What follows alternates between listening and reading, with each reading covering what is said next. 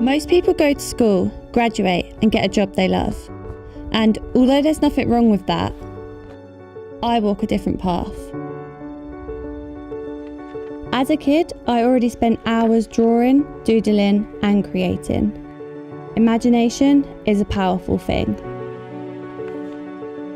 Studying painting at college made me realise I wanted to be an artist for the rest of my life.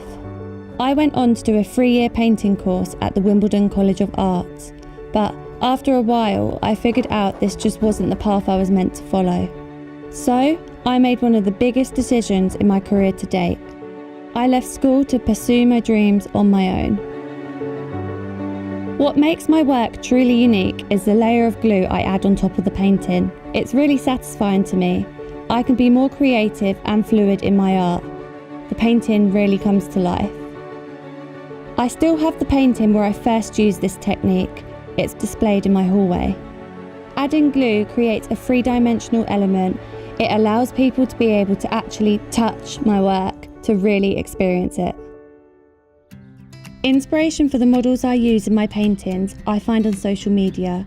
I'm able to scroll hours and hours looking for that one perfect photograph before I start sketching and gluing. Working part-time in an art gallery is an incredible source of inspiration for me as well. By being able to see all the different styles from the artists in the gallery, I have picked up so many different techniques and materials that I now incorporate in my work. For me, glue is the finishing touch to my art. There is something magical about it. The shadows and the faces I have drawn guide me when adding the glue.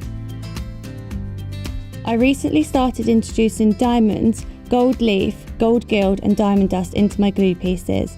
The gold leaf is a really thin sheet of gold that I lay on top of the glue after the glue has dried. The other technique I use is diamond dust, which is tiny bits of crushed up glass that I sprinkle over the piece and seal with a varnish spray. Dropping out of art school was one of the most terrifying things I did. Being only 20 years old, I can't wait to see what the future brings me. I have always believed in myself when it comes to my artwork, and I wouldn't go a day without creating anything.